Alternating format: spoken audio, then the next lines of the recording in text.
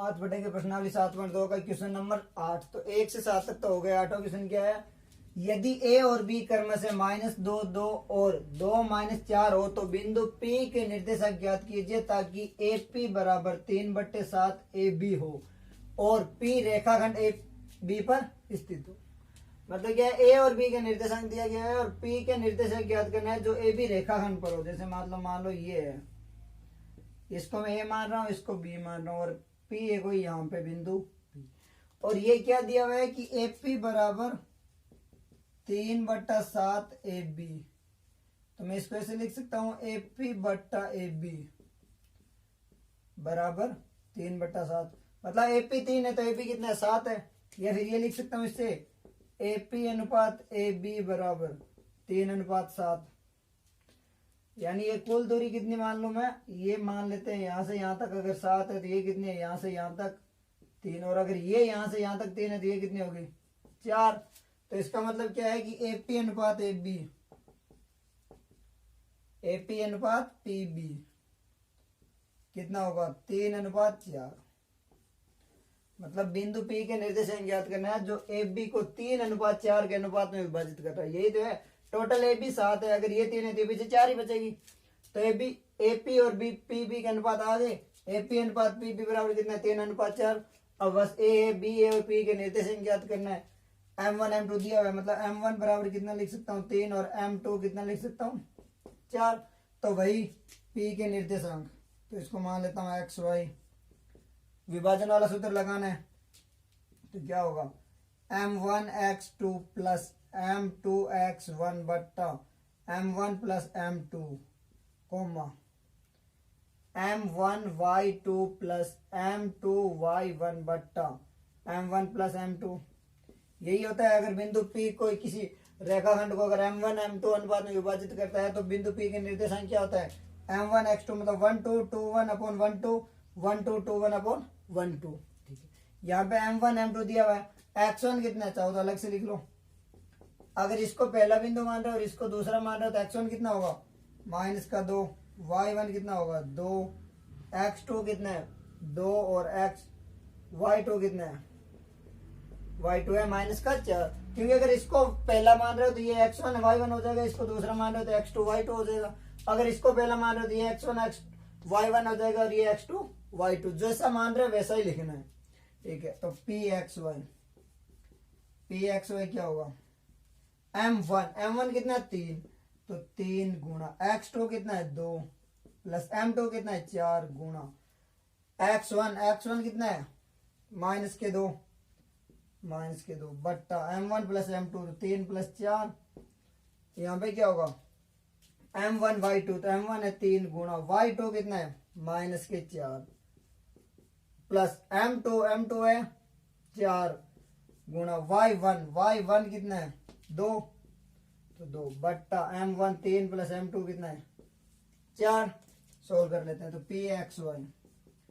pxy बराबर कितना होगा 6 -8 बट्टे 7, और ये क्या होगा -12, क्योंकि 4 into -3 into -4 minus into plus minus हो जाएगा, 4 इंटू 3 12 हो रहे हैं, प्लस के 8 बट्टे 7 यहाँ लिख देते हैं।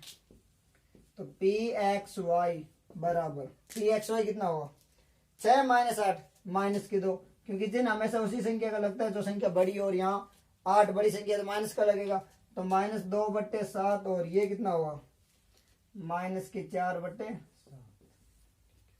तो P के निर्देशक क्या है, -2/7 और -4 बटा 7।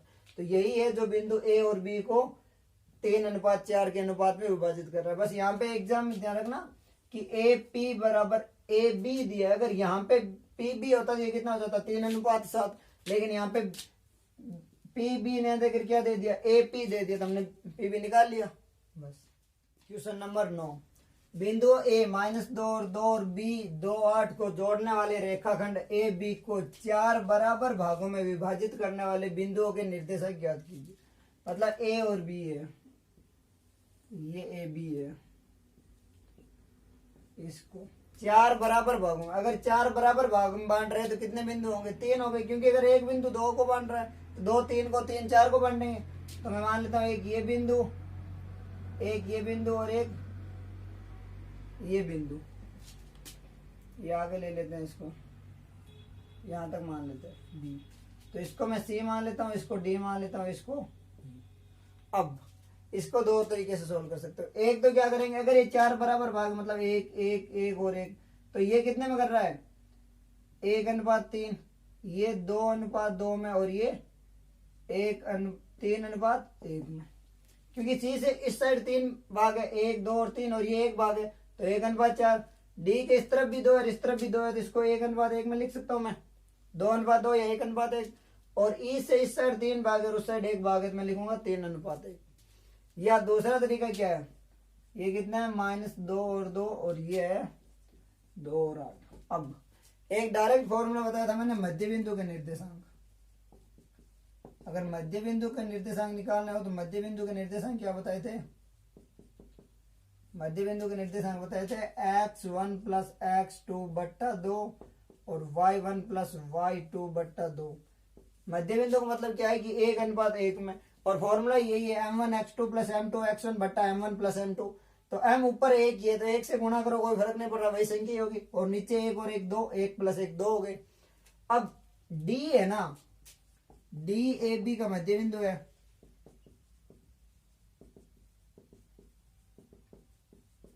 तो डी के निर्देशांक क्या होंगे, डी के निर्देशांक हो जाएंगे x1 क्या है, माइनस का 2, तो -2 प्लस x2 कितना है 2, तो 2 बट्टा 2, और y1 कितना है 2 प्लस y2 कितना है 8 बट्टे 2, तो डी कितना हो जाएगा 0/2 और 10/2, यानी डी कितना हो जाएगा, डी बराबर हो जाएगा 0, क्योंकि 0 में किसी का भाग तो 0 होता है, और ये कितना हो जाएगा 5। तो डी के निर्देशांक आ रहे हैं 0 और 5। अब सी है ना, जो ए और डी का मध्य बिंदु है, तो मैं लिख सकता हूं सी ए डी का मध्य बिंदु है, वह। इसी प्रकार ई क्या है, ई है डी बी का मध्य बिंदु, क्योंकि 3 और 1 से गुणा करोगे, इससे अच्छा सी है ना, जो डी और ए का मध्य बिंदु है, और ई किसका है, डी और बी का मध्य बिंदु है। तो मैं पहले निकाल लेता हूं सी का निर्देशांक, उसी फॉर्मूले से, मध्य बिंदु के फॉर्मूले से। लेकिन इसमें लेना ये है A2, क्योंकि पहला बिंदु अगर ये ले रहे हो तो ये दूसरा लेना, ये नहीं लेना। डी के लिए डी, इन दोनों का मध्य बिंदु है ना सी, तो सी के लिए ए और डी लूंगा मैं। तो डी के निर्देशांक क्या होंगे, x1 तो यही रहेगा -2 प्लस x2 क्या होगा, यहाँ 0 होगा, ये मत ले लेना, ये गलत हो जाएगा, क्योंकि डी इन दोनों का मध्य बिंदु, तो ये लूंगा मैं। तो 0/2, y1 कितना है 2 प्लस y2 कितना है 5, तो 5/2। तो सी बराबर क्या होगा, -2 प्लस 0 यानी -2 कितना होगा 1, और ये कितना हो रहा है 7/2। तो सी के निर्देशांक आ गए -1 और 7/2। अब ई के निर्देशांक, ए भी तो मध्य बिंदु है, तो ए का निर्देशांक क्या होगा, x1 प्लस x2। इसके लिए ये 1 होगा और ये 2 होगा, या फिर ये 1 और ये 2, इनको नहीं लेना है। तो क्या होगा 0 प्लस 2/2, 5 प्लस 8/2। तो e बराबर कितना होगा, 2/2 कितना होगा 1, और 8 और 5 13/2। तो a और b को 4 बराबर भागों में बांटने वाले बिंदुओं के निर्देशांक क्या है, c बराबर क्या आया था 0, c बराबर आया था -1 7/2।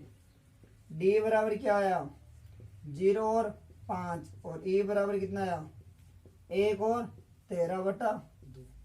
सीधी सी बात है, -2 -1 0 1 और 13/2, और ये हो रहा है 2, मतलब बराबर ही हो रहा है -2 -1 0 1 और 2। इसका मतलब आंसर सही है।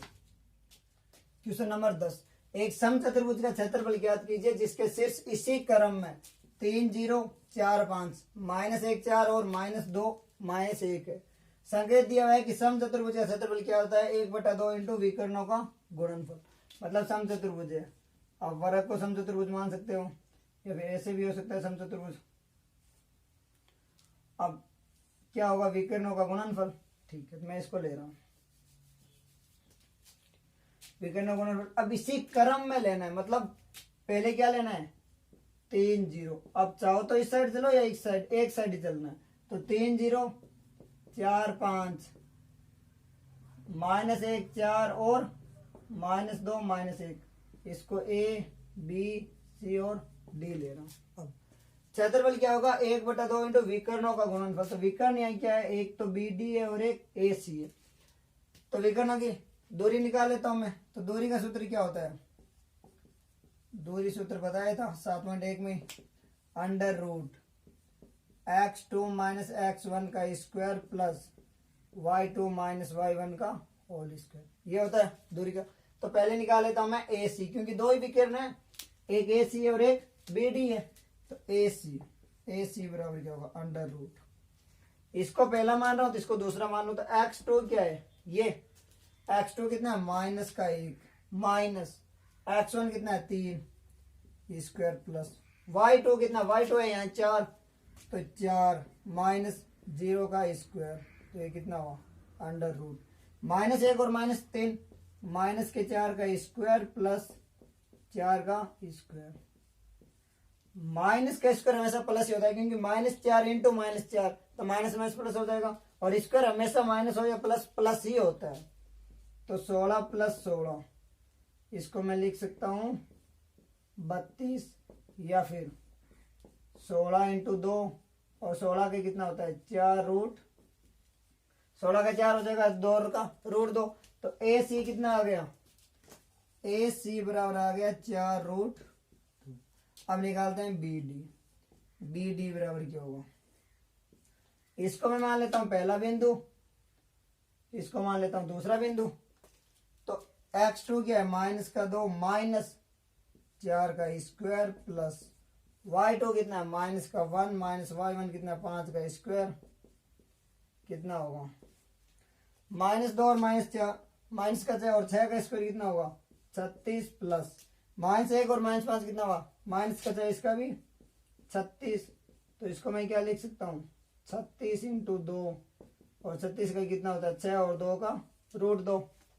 तो बी डी कितना आ गया, बी डी बराबर आ गया 6 रूट 2। ए सी आ गया, बी डी आ गया। तो समचतुर्भुज का क्षेत्रफल, क्षेत्रफल का फॉर्मूला क्या बताया था, क्वेश्चन में ही दिया हुआ है कि 1/2 गुणा विकर्ण क्या है ए सी इंटू बी डी। तो 1/2 गुणा ए सी कितना है 4 रूट 2 गुणा बी सी कितना है 6 रूट 2। तो कितना होगा 1/2 गुणा 4 इंटू 6 इंटू रूट 2 कितना हुआ 2, क्योंकि मैंने पहले ही बताया था रूट ए इंटू रूट ए कितना होता है ए होता है। क्यों होता है, क्योंकि रूट का मतलब क्या होता है 1/2 गुणा ए की पावर 1/2, और गुणा में हमेशा पावर जुड़ती है। तो ए की पावर 1/2 और 1/2 आधी और आधी कितनी होती है 1 होती है, और इसको हम ए लिखते हैं, क्योंकि रूट ए इंटू रूट है या रूट का स्क्वायर हमेशा ए ही होता है। तो ये 2 हो गया, अब 2 से 2 कट गए, क्षेत्रफल कितना आया 24।